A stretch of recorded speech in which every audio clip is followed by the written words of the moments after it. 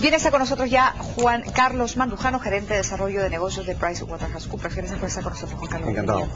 A ver, todo el mundo habla de China, de la importancia de China, pero no sabemos en concreto en realidad qué tan importante es China. Sabemos que obviamente es importante, pero la importancia varía, me imagino, de país a país, dependiendo de cuál sea el vínculo que cada país tiene con China.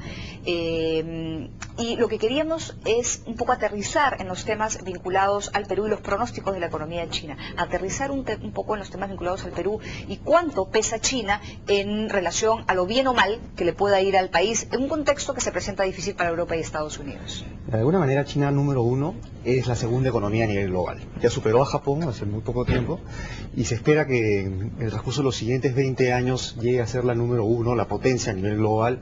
El auge en el año 2050 podría incluso superar a Estados Unidos por más de 30%. Todo esto debido a un crecimiento muy fuerte de su demanda.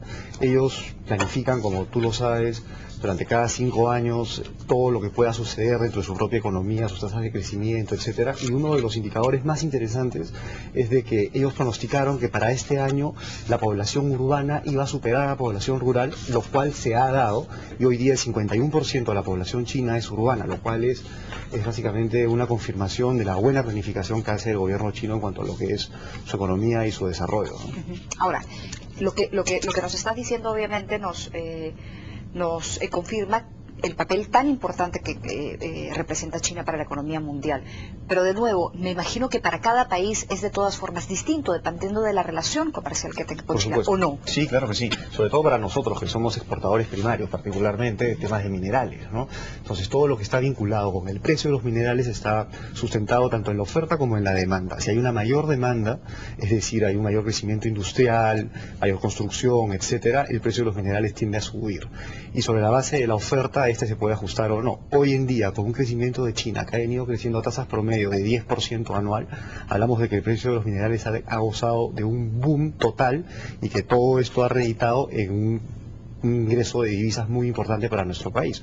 Hoy en día hablamos de que China se decía que podía crecer en menos de 8%, la gente estaba espantada. Hoy día estamos hablando de que China crecería 8.3% el último año y que en el siguiente año estaríamos hablando de un crecimiento de 8.6%. Entonces, ¿qué tipo de crisis en China estamos hablando? Honestamente, es imposible seguir creciendo a 10%. Ninguna economía lo está haciendo. Hoy día, si Estados Unidos crece 3-4%, todo el mundo se para y aplaude, porque es un crecimiento fantástico para una economía de esa magnitud. Por el momento imposible. Claro, obviamente, pero te digo, imagínate eso. Entonces, si nosotros pensamos de que China va a crecer a 8.6, ha crecido a 8.3, caramba, está muy bien, es algo fantástico. Y la idea es que esto se pueda mantener en el transcurso del tiempo y que puedan seguir creciendo. Obviamente va a tender a bajar. Va a llegar un momento en que China crecerá a 5%, pero la base va a ser mucho mayor y eso va a generar un empuje total de otros tipos de cosas, ¿no? En cifras, en términos comerciales, ¿cuál es la importancia de China? Para Perú. Mira, en lo que es números, o sea, nosotros hablamos de que China es el principal comprador hoy en día en el Perú de todo lo que es minerales, fundamentalmente. También... Ahí está, justo, exportaciones por país de destino. Eso es lo que nosotros exportamos al resto del mundo. Y el principal destino de nuestras exportaciones ya no es Estados Unidos, como lo saben ustedes, sino China. Así es. Entonces, ¿pero qué sucede? Estamos hablando que principalmente exportamos productos tradicionales. Y nosotros lo que buscamos es quizá ir más allá y pensar en otro tipo de cosas. Pero honestamente, como una estrategia de país, ¿hasta cuánto tiempo más vamos a seguir pensando en que somos una economía tradicional? Lo somos y está muy bien el serlo. Eso no es algo negativo. Canadá, Suecia, hay muchos países pero a nivel genera un global mayor que lo riesgo son. para la economía peruana.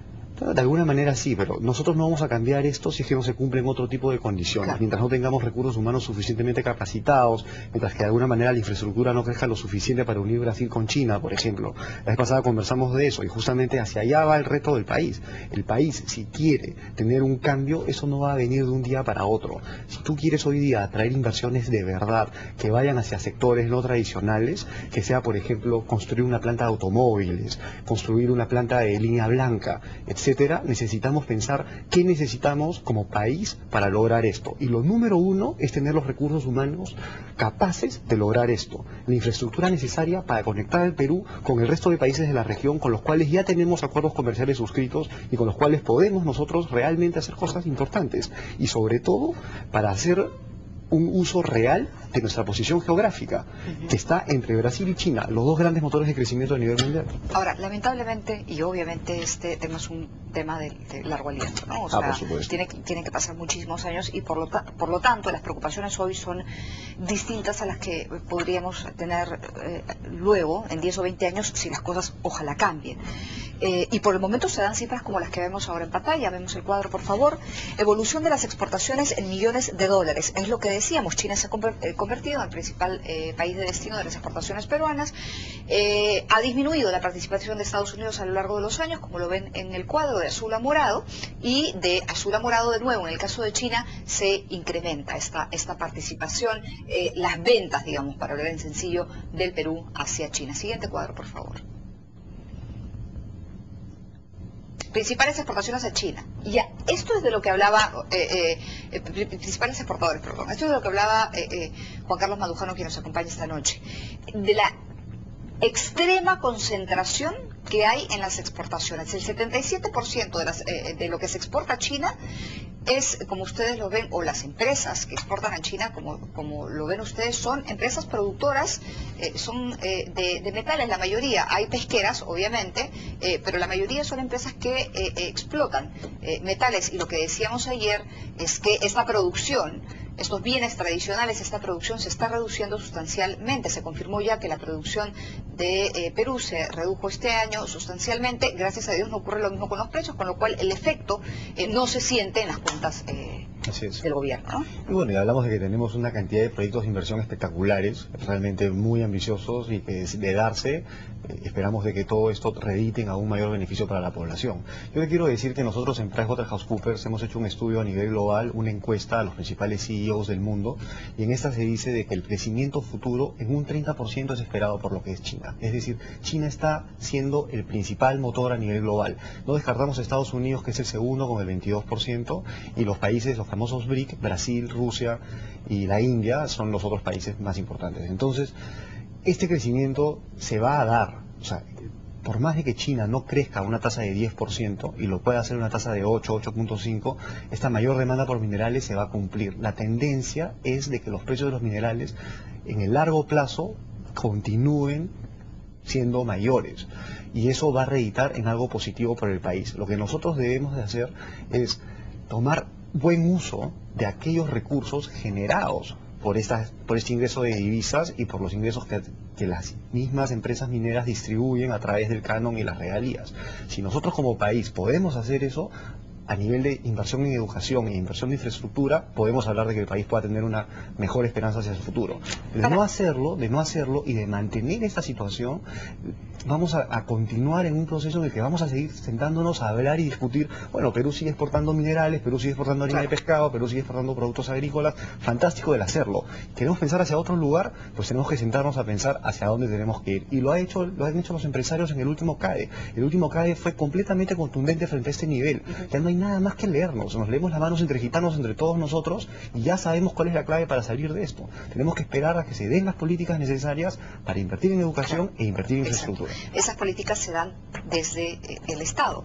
El Estado es quien tiene que tomar las riendas y decidir dónde va a dirigir sus inversiones. Si va a dirigirlas a Petroperú para que explore y explote, o si va a dirigirlas a una mayor y mejor educación para, como dijiste tú, lograr un mejor desarrollo del capital humano, gente más educada, gente más capacitada y gente que pueda desarrollar esas otras actividades que necesita el país, ¿no? Mira, el día de mañana puede llegar una empresa, puede ser China, puede ser cualquier otro país, y quiere hacer una planta en el Perú, ¿ok?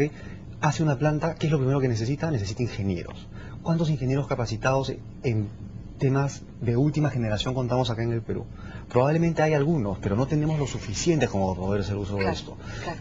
¿Hacia dónde vamos a ir si no contamos con ese tipo de masa crítica para tener la capacidad de contribuir con nuestra propia mano de obra ahora hacia el crecimiento futuro del país? No vamos a ir a ninguna parte si no llegamos a esto.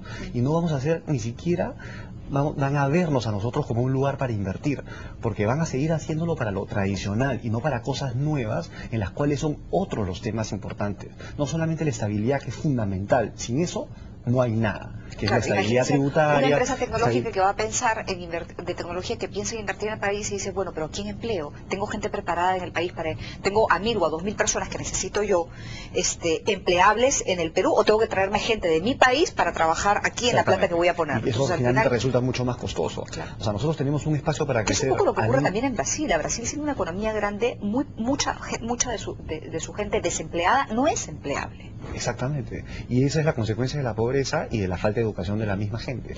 Para terminar, Juan Carlos, a ver, estamos diciendo entonces hoy que la economía, en la economía mundial, en este mundo, China tiene un peso muy importante, en términos, porque su PBI es grande, porque su comercio es grande, porque su peso en términos comerciales es importante. Entonces, repito, cada país depende más o menos de determinada economía. En el caso peruano hay una alta dependencia y una dependencia importante de China, y por eso el ministro hablaba en su momento, el ministro Castilla, de prenderle velitas a China. Entonces, la pregunta es, ¿qué tanto ayuda esta dependencia hoy de China en relación a la desastre que vive Europa? ¿Qué tanto miedo tenemos que tenerle a la crisis europea en relación al importante papel que hoy cumple, gracias por el momento, a China con Perú, ¿no? Hoy en día vivimos en un mundo globalizado.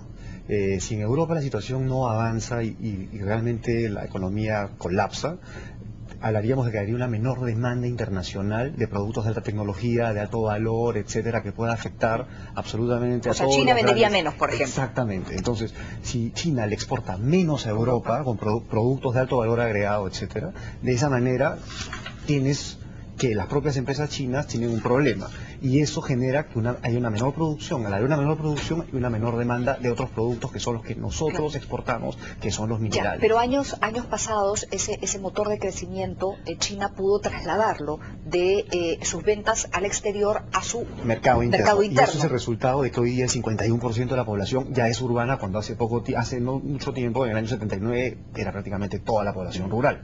Y aún queda un 49% para pasar de rural a urbano. Y eso se va a dar un crecimiento dentro de la economía interna china. Hoy día China es el principal foco de atención de las grandes empresas globales. El día de ayer estuve conversando con una gente que había llegado de Europa y les preguntaba, ¿por qué no vienen más empresas europeas hacia el Perú para invertir?